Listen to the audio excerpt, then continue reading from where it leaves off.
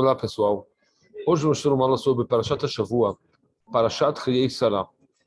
O assunto de hoje será o seguinte: a verdadeira bondade é feita entre as quatro paredes de casa. Certa vez, um avrer estava em um kollel e começou todos os dias a chegar atrasado. No início, o diretor do kollel não o advertiu, sabendo que isso pode acontecer com todos, inclusive com o próprio diretor. Porém, quando os atrasos ficaram mais frequentes e mais assíduos, o diretor lhe questionou delicadamente o motivo dos tais atrasos. A resposta dada pelo avrer surpreendeu até mesmo o diretor do kollel. Disse o avrer: todos os dias, no caminho ao kollel, escuto a voz de uma jovem senhora, cuidando de seus filhos, com muita dificuldade. Me dirigi a essa senhora e perguntei o motivo da dificuldade. E ela me disse que seu marido sai todos os dias cedo e não tem quem ajude ela com as crianças. Então, disse o avrer, não tenho coragem de sair ao kollel e deixar essa senhora se sufocando sem ajuda. O diretor ficou impressionado com as boas virtudes do avrer. Qual é o nome dessa família? Perguntou o diretor. Eu quero conversar com o marido para que não deixe a mulher assim. O avrer lhe disse, não há necessidade de perguntar. Pois neste caso, o marido sou eu e a senhora é a minha esposa. Nossa paraxá inicia contando sobre Avraham Avinu, que comprou o lugar onde seria enterrada sua esposa, Sarai Meini, sobre o espedo, o sermão sobre o falecido e o enterro de Sará.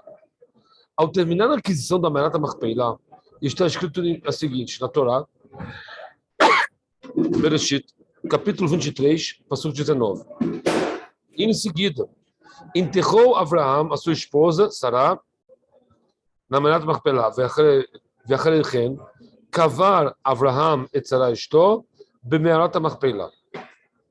Sobre esse versículo, consta o seguinte no Midrash Rabbah. Consta em Mishlei, capítulo 21, versículo 21. O que persegue a caridade e a benevolência encontrará vida, caridade e honra. Diz o Midrash que o que persegue a caridade e a benevolência é Avraham Avinu, que fez bondade com a sua esposa Sará no falecimento dela. Pergunta o Shem Shmuel. Avraham era o pilar de benevolência do mundo. De todos os seus atos benevolentes, o escolhido para categorizá-lo como benevolente foi o enterro da sua esposa. Será que não haviam outros atos mais famosos e grandiosos para categorizá-lo com essa definição?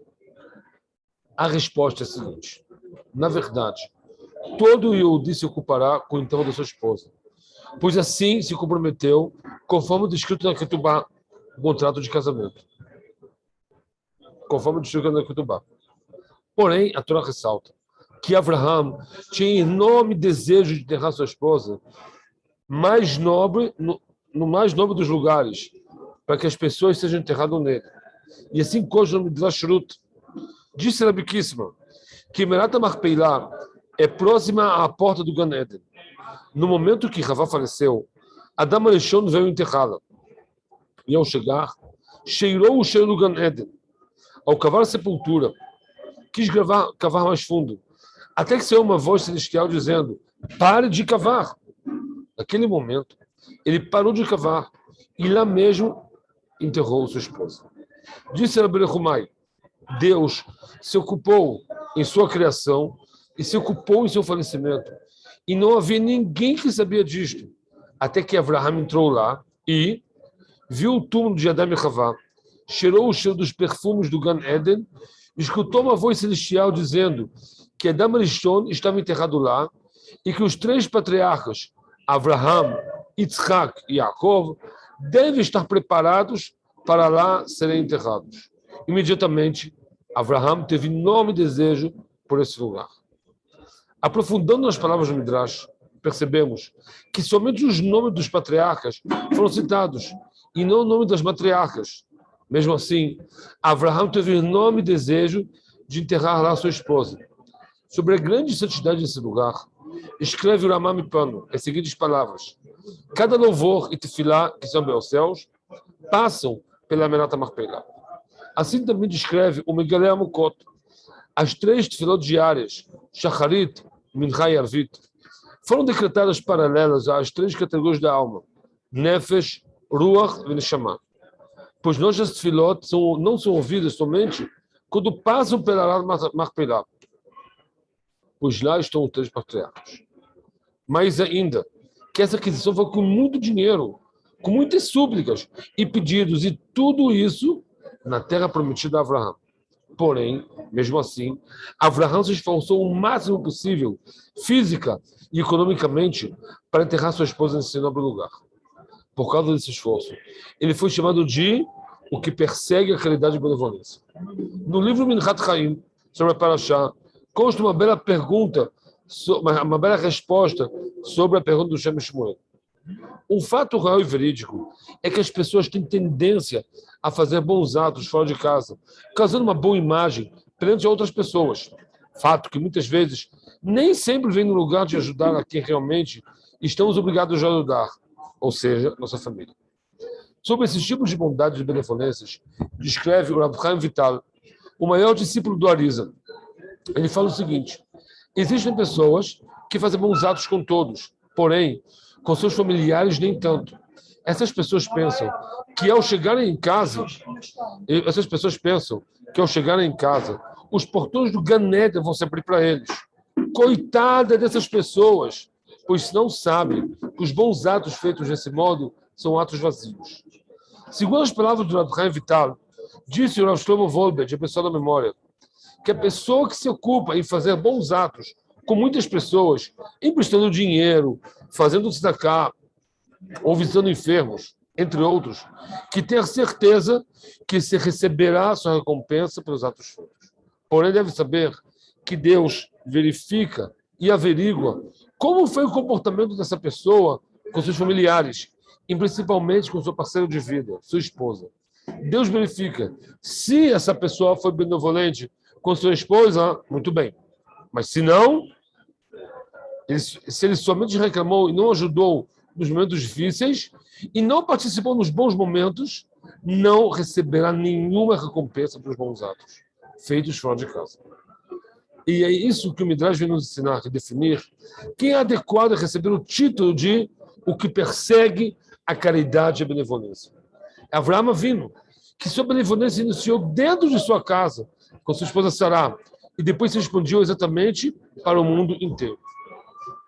Esse estilo de vida é totalmente oposto ao estilo de vida de seu sobrinho Lot, que estava disposto a arruinar sua família e doar suas duas filhas aos perversos de Sodom, para que os sodomitas não afetassem seus nobres visitantes.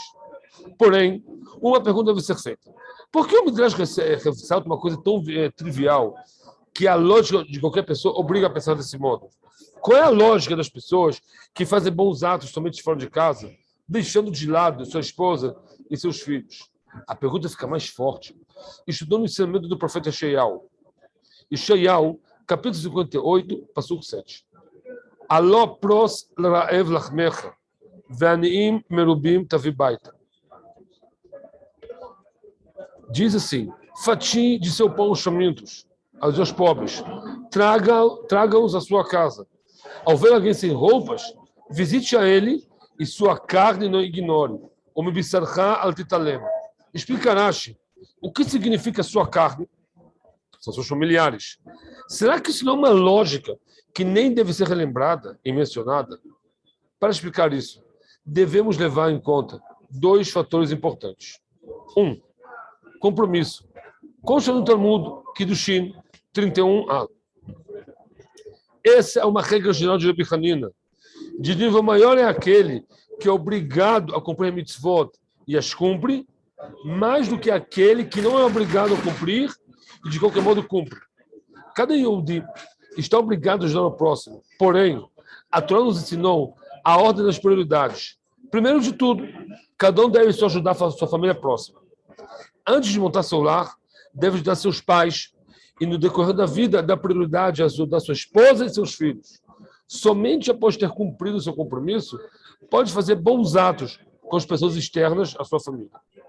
Quando a pessoa faz bondades fora de casa, já não se compromete especificamente com alguém. Não tem o mau instinto que tenta impedi-lo de fazer o bem.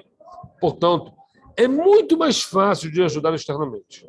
Mas dentro de casa, como está comprometido e obrigado a ser bondoso com seus familiares, o mau instinto põe todo o peso para impedi-lo de fazer o que deve fazer por obrigação e compromisso. Segundo ponto, o que puxa a pessoa a fazer reset fora de casa, honra e valorização. Quando a pessoa faz bondade fora de casa, recebe recompensa, honra e valorização dos seus atos. Relações públicas, a sociedade valoriza os benevolentes. E não só isso, os favorecidos por tais pessoas elogiam e louvam os benevolentes, fato que nem sempre acontece em casa. Certa vez, o estudante de Torá casado, um avrer, estão junto com o Sr. Shiva, tanto antes do casamento quanto depois. Certo dia, o avrer pediu desculpas ao Sr. Shiva por sair mais cedo do estudo. Ao ouvir o pedido, pediu ao avrer que repetisse o pedido. O avrer falou: eu vou ajudar minha esposa. O avrer pensou que a repetição do pedido foi pelo fato que o Sr. Shiva estava com idade avançada e não havia escutado ou ouvido o dito. Portanto, repetiu as mesmas palavras. Naquele momento, o Rosh Shiva disse: você disse que vai dar a sua esposa. Desse modo, você pensa que sua esposa te valorizará por ter recebido como marido, o pilar da benevolência da geração. Mas saiba, você não tem a missão de ajudar sua esposa. Você é simplesmente sócio dela e seu parceiro de vida. Portanto, corra para sua casa e cumpra com felicidade sua parte na sociedade. Muito obrigado a todos. Besorot Tovot e Shabbat Shalom Umevorach.